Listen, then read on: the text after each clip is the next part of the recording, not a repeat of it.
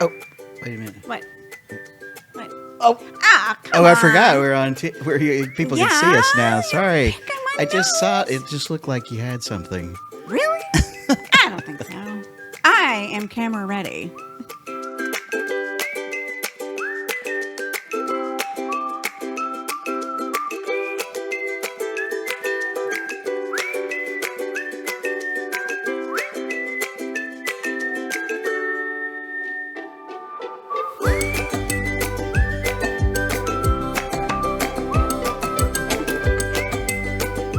Hey, good to have you with us again.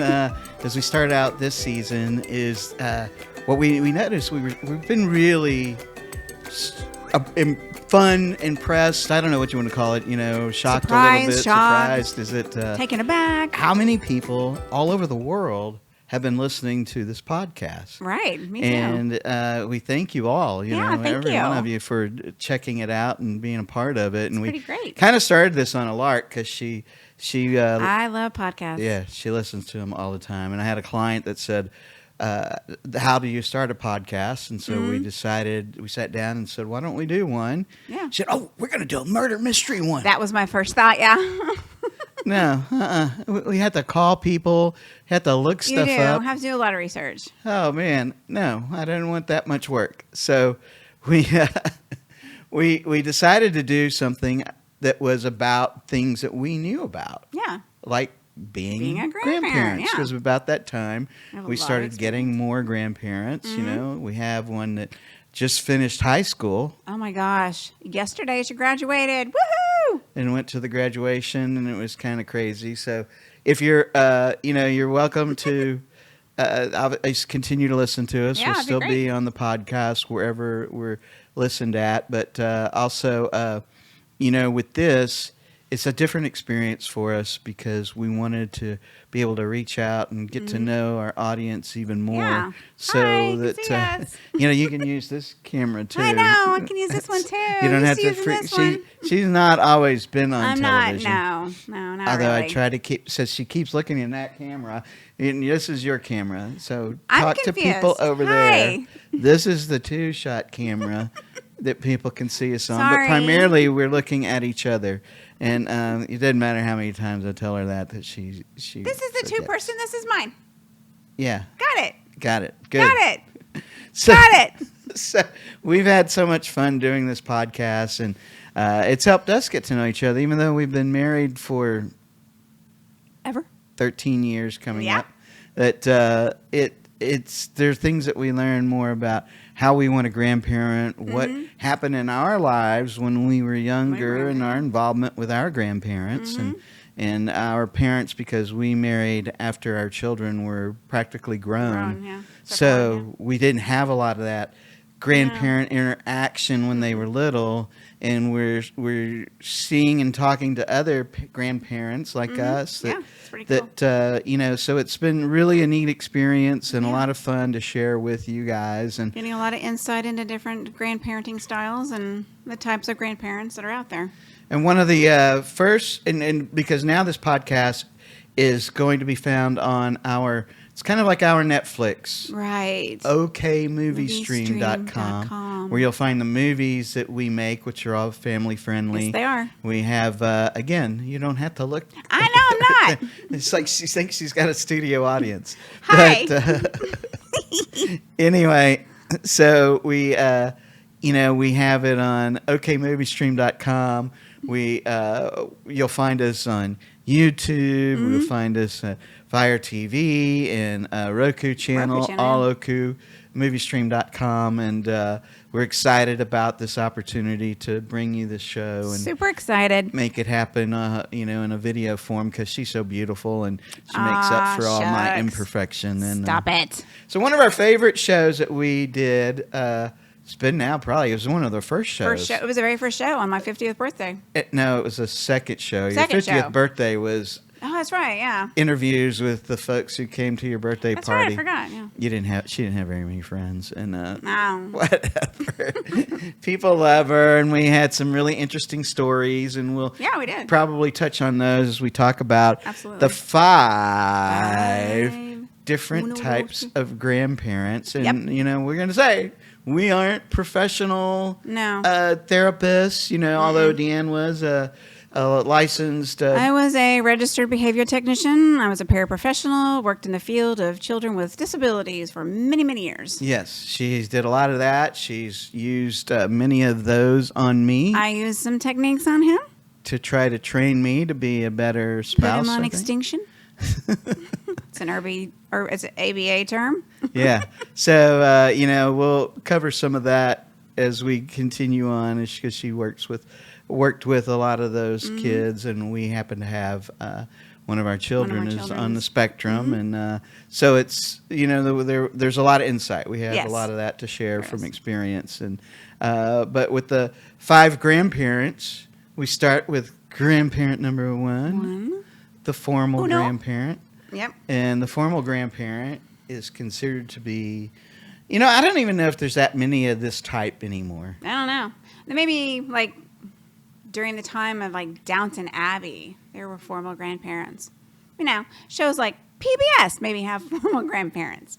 The Downtown Abbey? Downton Abbey. Downtown. Downton. No W. The second no movie W. was pretty good. Yes, he did like it. I He couldn't did. understand the first one or the TV series because He they're never watched speaking the some TV other series. language. No. And so the formal grandparent are the people that think when you say grandparents, I think like probably what people really kind of think of, or, probably it's at least in our generation, what we consider to be a grandparent.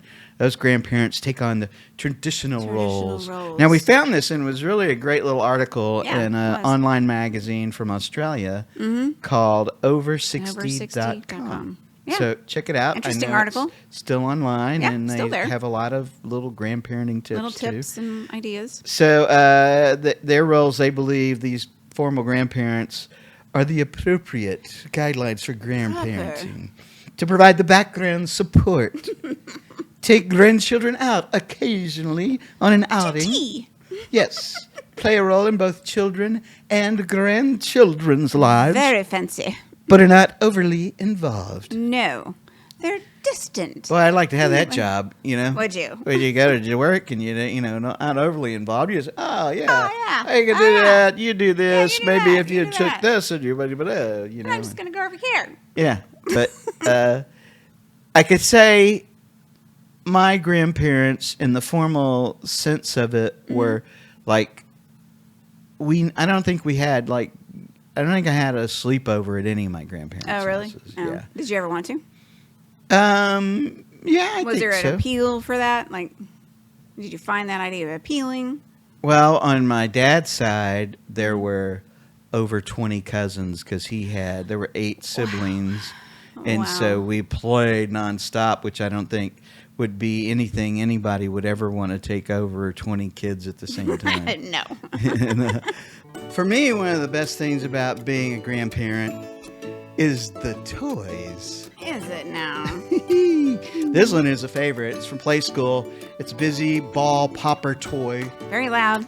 And it's been a hit for us. I mean, we thought when we got this because the kids, we thought it would be good for them when they were just toddlers to be able to grip something and to push something. Oh, yeah. And It's a lot of... hear a noise and to make mechanics work. It's good for coordination. And so, it can be a little noisy, and after 300 times straight, it might get on your annoy you a nerves. little But bit. remember, they're going home to their mom and dad.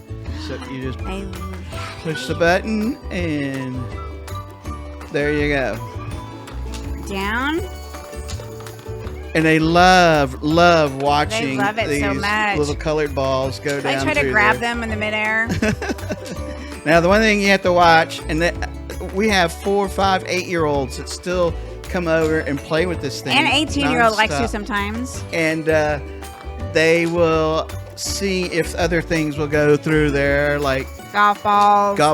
Cheetos, Ping pong balls. any number of things. So you have to Race watch cars. it. You might find yourself cleaning it out from time to time, but Yeah. it is a lot of fun. Super and fun. you should definitely put this in Check your it out. arsenal of toys, and you might find yourself playing with it. A lot. So we would have every Sunday we would go over to my grandparents' house. That sounds fun. Especially on that side. What would you do? We would play kickball and Fun. Dodgeball and Dodgeball. Good old dodgeball. ride go-karts and Fun. all kinds of things, How many injuries occurred?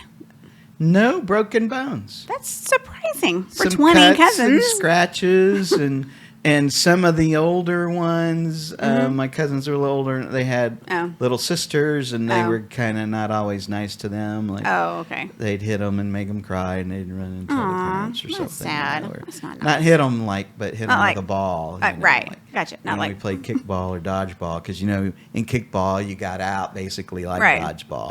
I know. Yeah. So I remember. And then the parents would get involved in big, huge softball games too. Oh, that's We fun. would have these massive What was your softball- position? It's different Different, depending on what age I was, Oh. and so it was a lot of fun. And but they were formal grandparents in the sense that my grandmother always talked to us. She was cheerful. Yeah. And every time you went over there, she absolutely you had to go hungry because if you didn't, you were going to overeat that day because she was going to make you eat. What would she make? Oh man, she would make the most amazing burritos. And, Oh, wow. And she was good about I'm not a breakfast person, as you know. I know.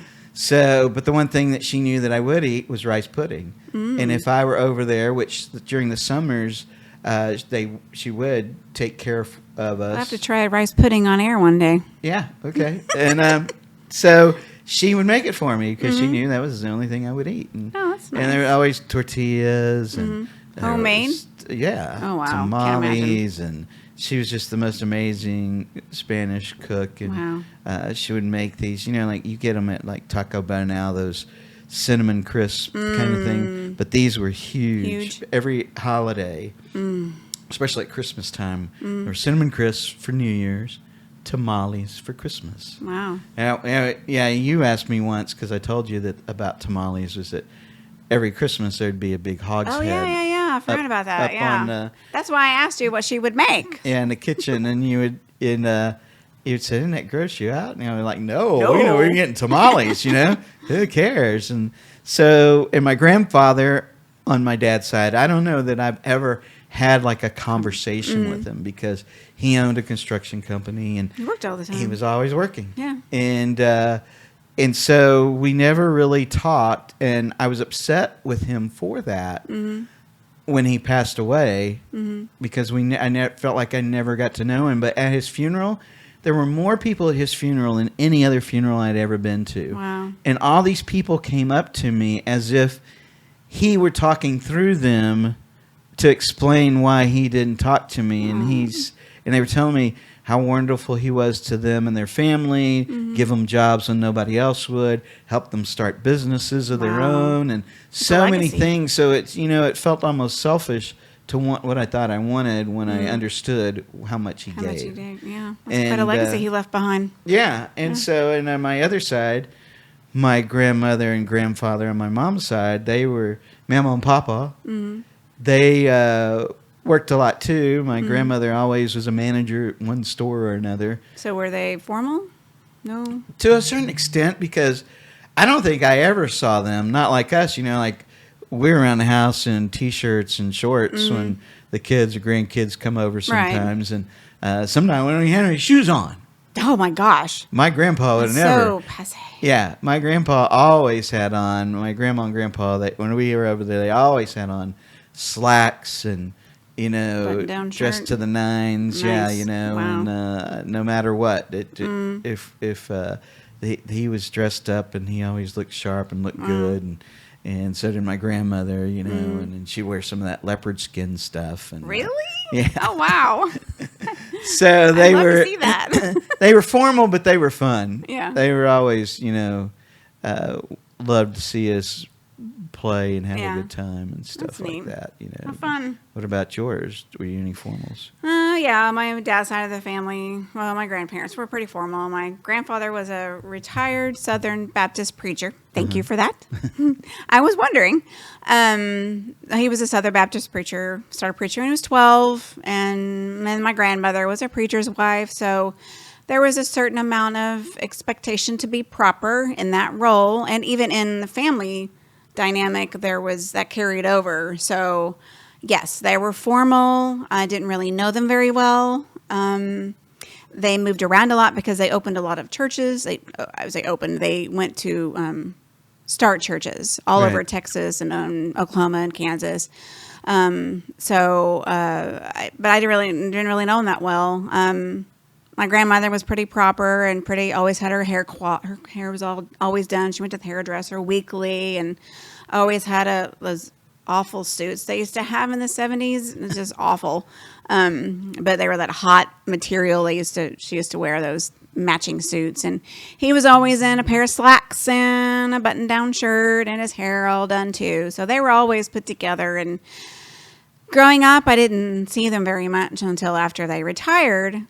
And my grandfather was actually a doorman at an apartment complex or apartment building in downtown Tulsa. So he was still, even though he was retired as a pastor, still had kind of a formal job as a retiree. Wore a suit, answered the door, talked to, very formally to people, and makes me wish that I was someone that lived there. So maybe I could have known him in a different capacity as growing up. And my grandmother, she was kind of not very nice. She was kind of abrasive and didn't hand out the compliments very often, and just. So that's where you get that side of you. Being abrasive? You think I'm abrasive? No, I don't want to start a disagreement on the Yeah, show. Let's just What a good idea. Let's go ahead. Anyway, and then my other grandparents, my mom's parents, were a lot more laid back and fun and unique. And my grandfather was probably who I was closest to. His name was Jim. I'm named after him. Jimmy is my first name. Were they formal? No. They were not formal. So, and we don't even talk about them yet. So, no, sorry. That's, one of the other formals that we My bad. were discovered was at her party. One of your friends that you were a co-teacher, that she grew up in London. Yeah, she was English. She was grew up in a very proper English family. Had I think it was her grandfather. Her grandparents was a cab driver. Yeah, when she would go over to the house, that they would have they would have to dress up in their Sunday best. They would dress up and they couldn't go in the formal room. And no, it's the only place I could go was in a formal room. They couldn't do anything as kids, and that the only time she had a conversation, which I thought was interesting, with her grandfather, who was also part of World War II. Yeah, that fascinating. Was when they were in the cab and she was sitting in the back. Mm-hmm. Then he would talk to her. He would open up to her. Mm-hmm. But other than that, he wouldn't. Nothing. So we go on to the fun seeker grandparent. Okay. Well, I can start with her. Well, I think the fun seeker grandparent is probably more of your modern day grandparent. Yeah, I agree. I think that would be, those are the grandparents that want to have fun with their grandchildren. Yeah, they take them to the water love to park. Bring their inner child out to play and entertain that. their grandchildren. Their grandchildren know they'll always have a good time with this type of, Absolutely. grandma, grandpa. They're a lot of fun. Go to the water park, go to the zoo, take them on little adventures and things like that. Play with them outside, fly airplanes. Like that's something that we like to do. I like to watch you do it. They like it. Things like that. Like the balloon thing. They love the balloons, the bubbles. Just having fun, enjoying ourselves with them. Was that what you would say was your other grandparents? No, not like that kind of fun. No. They were just a little bit more laid back, and there's no formality to them. And I said all that about my mom's side, and I probably should have saved them for another part two. That's why I was starting to do that, because you did it too. So. Sorry, but they were kind of formal in the sense that they weren't I get it. as hands-on in the process of just having fun like what we do with our grandkids. And we look at every opportunity that we are with them to have fun, but we also keep in mind that we want to teach as well. Absolutely. You can have fun and have a teaching moment in that. Yeah. Absolutely. As people used to ask me all the time, how come your kids know what to do on the baseball field? Because you taught them. Because I played with them. You played with them, yeah. I didn't teach them. Well, you played and, I played and taught. Yeah, right. And they didn't actually know they were learning. Yeah, right. We were playing. And I encourage, everybody, take your kid out, play catch. Yes. Do Go some outside. batting stuff. Yeah. As Play some pickleball. we go to our grandkids that have played. Two of the granddaughters have played softball. Softball, yeah. And you can definitely see the difference between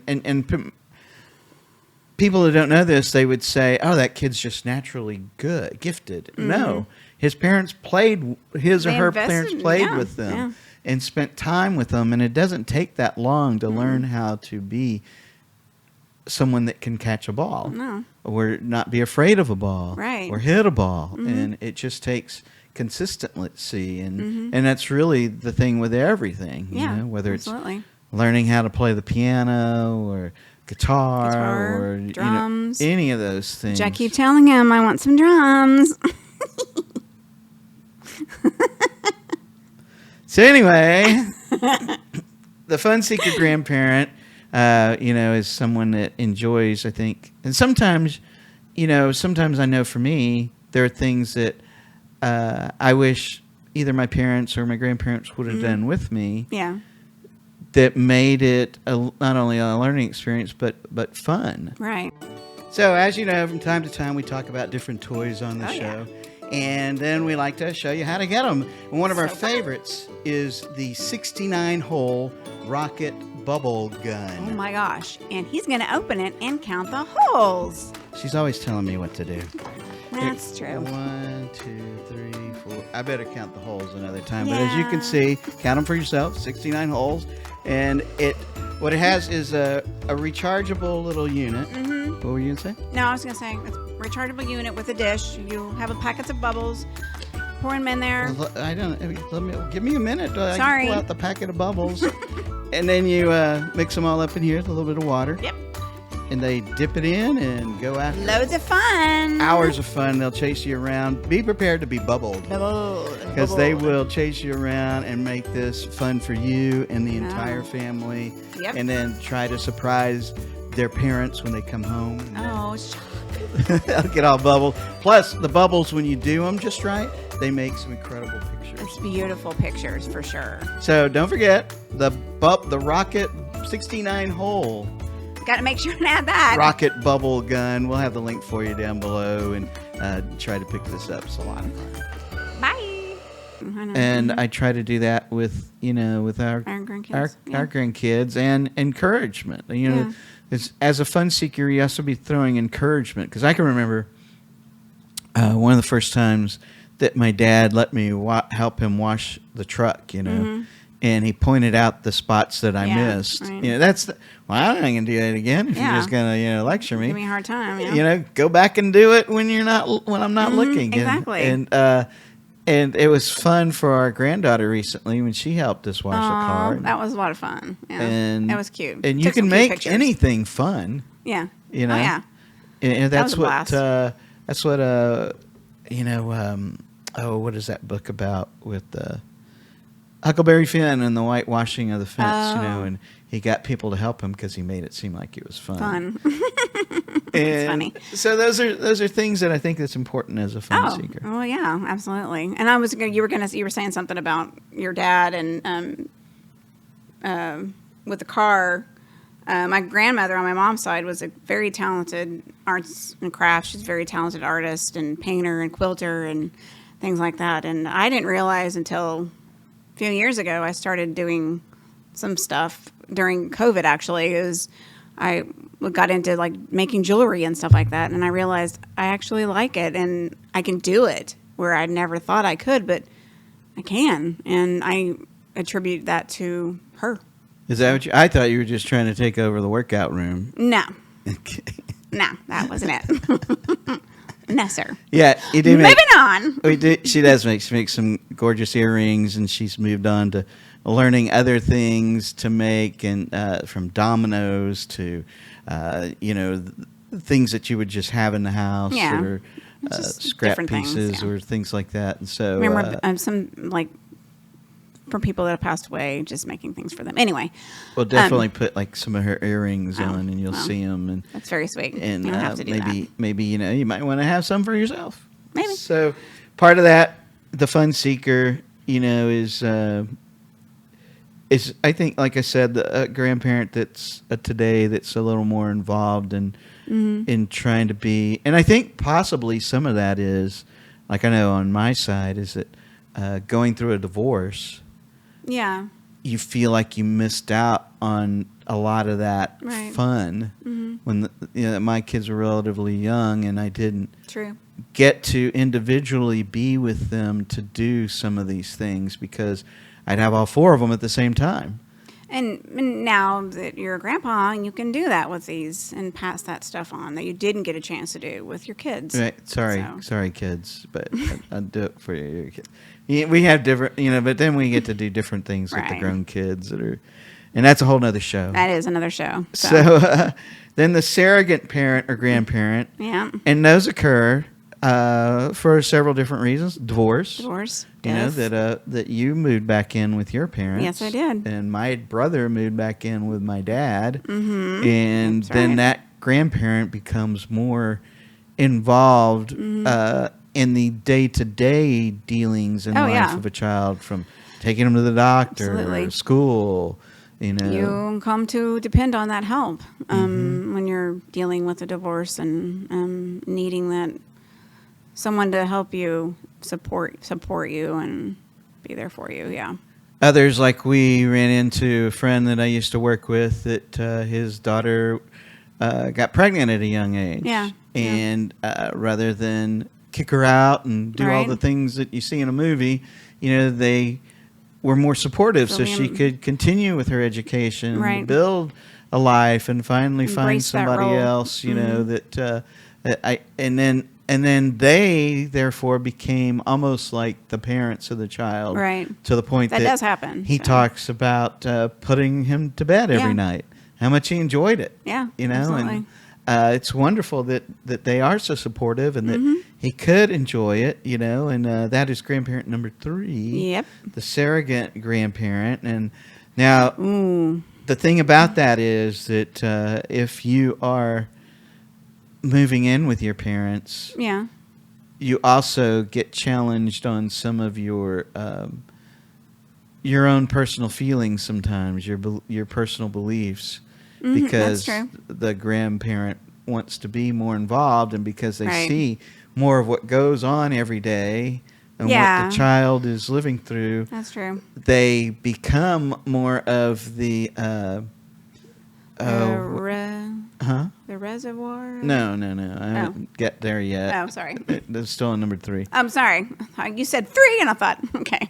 And whereas that they feel like they can interject more, and you may not feel like it. they can interject their opinions more onto you on how to raise your child, and that's not always something that you may not want to hear when you're going through something like you go through like that. So, But you have to figure out how to be you compromising. have to balance that. and Yes. communicate. Both of you. If you're a grandparent that has this going on in your world, then you have to be willing to communicate with your child, so that when the time comes that they can go out on their own, Right. that they continue to be appreciative of you, Yeah. and it doesn't harm your relationship or sever any time you might get to spend with your grandchild.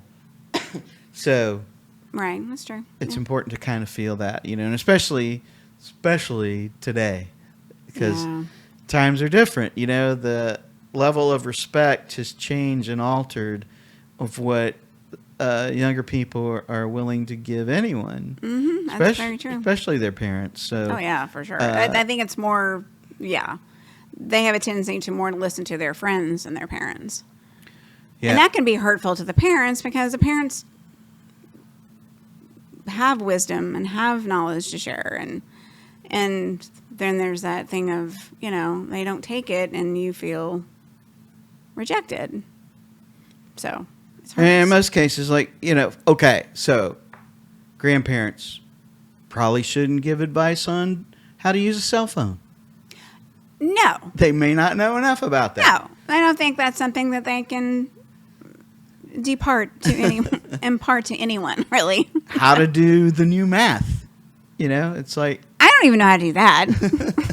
'cause I'm not a math person. it gets Yeah, they has new ways to do math, and then like I know we were talking to one of our grandkids once and figured out, did you need help with math? No, just go online and let them. Yeah, I know. It'll do my homework for me. It'll do my math for me. So, yeah. No, need that help. I think, what else? Dating advice. Dating's changed. So, dating advice, that's not something I think that maybe you don't think that grandparents should necessarily impart upon them, because dating has changed. It's online. It's changed, but it's still the same. It's still the whole relationship part of dating is still the same, and getting to know people, learning how to communicate, how to. Oh, yeah. But that's another show too. It is another show. So. Going on to number 4. 4 is the reservoir of wisdom. You want to say it louder, please? The reservoir of wisdom. Thank you. You're very welcome. When you say it low, then nobody thinks you have any wisdom to offer, So those are the grandparents that are the head and authority of the family. They dispense advice, have particular ideas of what and how things need to be done. In other words, the patriarch or the matriarch, or they think. Right. Well, it's different. Probably when this was the strongest is probably during the time of Little House on the Prairie.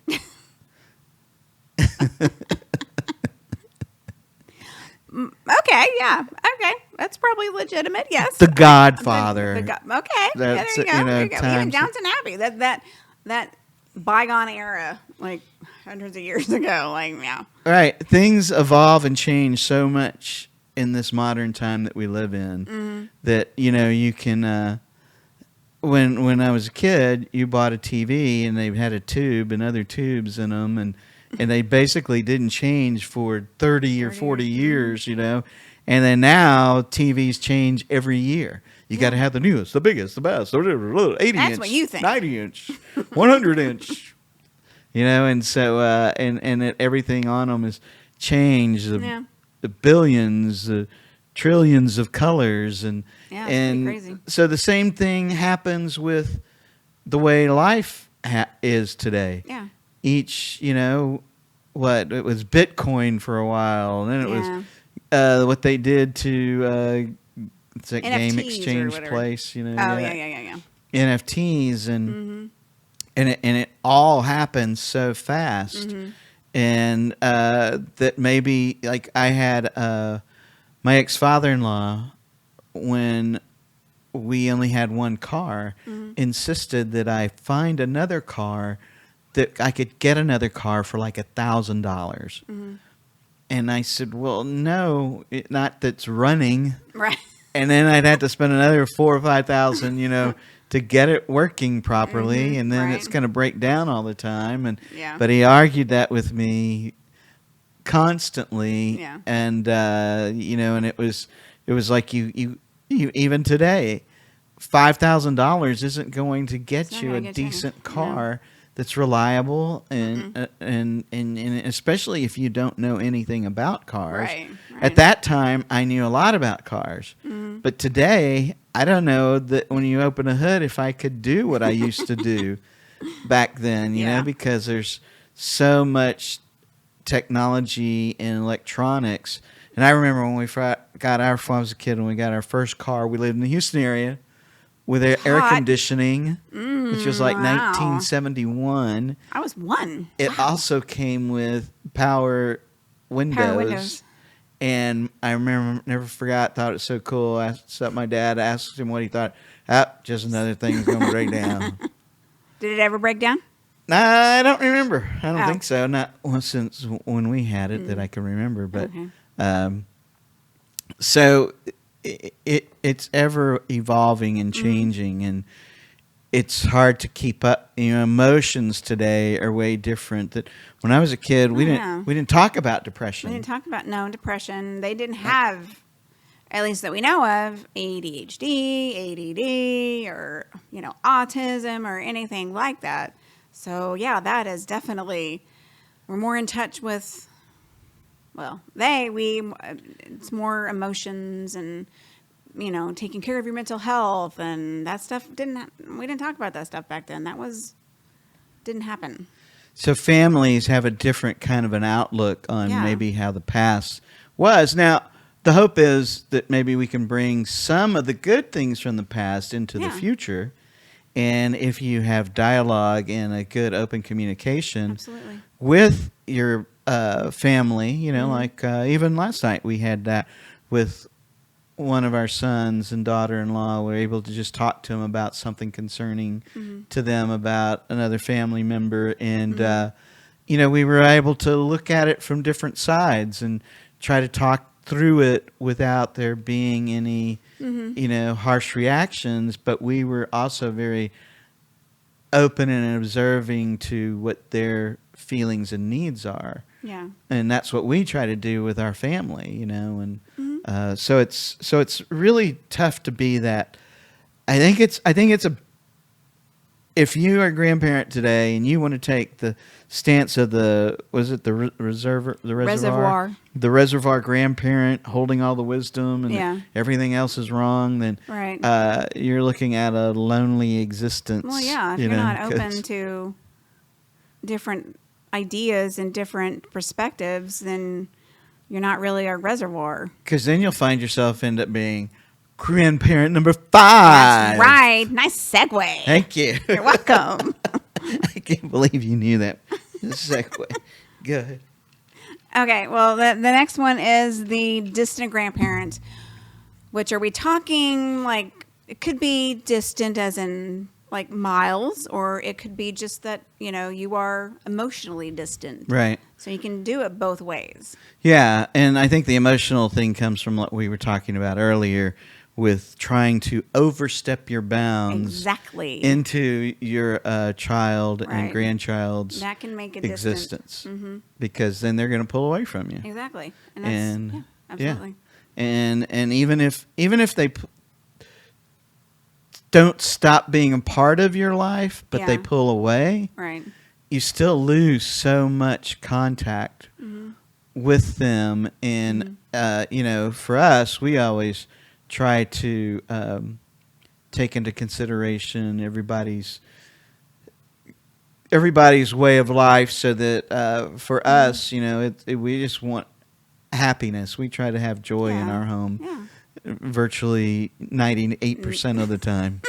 Every now and then there's that 2%. There's some doom and gloom, but for the most part, we try to find ways to shed light on it so that it's fun, manageable. Because we have had some of our own children have reached the point of the feeling of wanting to take their own lives, or and that's a hard reality to come to, because you can't blame yourself or blame things. You have to find solutions, and you have to work hard at finding ways to help, even if they're just the smallest little bitty, because sometimes that's all you can offer. Well, yeah, you can't. If you don't have that, if you have not had that experience of, and we're talking about with our grandchildren, like just kids in general, if you have not had that experience personally, it's really hard to give that advice if you haven't had that own experience in your own life. If you haven't had the thought of, I want to kill myself, you can't give advice. You just have to listen. You can give some advice, call me, call a number, get some counseling, very generalized help, because gentle. Yeah. Yes. Because absolutely. If all of a sudden, if they're not a big believer in Christ and you start to hound them with that, you're just pushing them away. Yeah, because in their view, they may not be. And what they Christian. might need the most, they might not be religious. Is just comfort, the knowledge of being loved, the hope for future. Yeah. And I think we got off on the distant thing, but a little bit. But this is a good conversation. So the other part of distance is like my dad. And it's my fault. I moved away from where we live to pursue my career. And in the process, started having kids, different places. you Yeah. know. Kid in Houston, kid in Dallas, Yeah. another kid in Dallas, and then we It's really eventually, hard on himself when he says it's his fault. then the distance becomes a matter of travel, yeah. and in having the finances to travel frequently and to go from here to there and to ask that of your parents. And to make special time for them. Like we try to do whenever our family comes to visit, we block that time off. Oh yeah. It's not time that we, go do other things, or unless it's like a baseball game or something that, that's part of our life that the distant grandparent gets to enjoy. Yeah, I think that's Yeah. But I usually take off work or do things so that we can occasionally sneaks downstairs to his office occasionally when everyone goes to bed. But it's but it's also just it's a part of just the existence of making fun. Yes. Having big meals, making the most of that time, going bowling, doing lots of different things so that those memories last. And we've been grateful that our parents, as they've aged, are still with us. My dad's going to be 84 this year. Wow. So, My dad just turned 80. And he's not just 84. This is a guy we go play golf. He'll play 18 holes of golf with the grandkids. He'll go bowling. active. He'll play pickleball with us. It's like he loves to do everything. He's not like a sit. He will have the cramp or something later, but he still loves to be extremely active and involved. And it's pretty fun. So the distant grandparent is just more about, I think, planning when it comes to actual distance. Like I said, just making the most of that time that they're in town.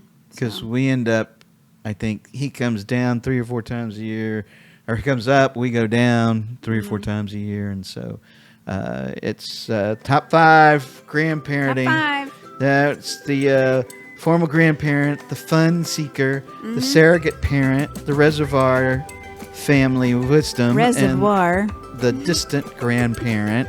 Which one are you? Let us know. Yeah, let us know. I'm really curious. Send us an email or go on our Facebook and tell us. That's a great idea. I like that. Yeah, little let us things, know. and be looking for some more on okmoviestream.com. Bye. Bye.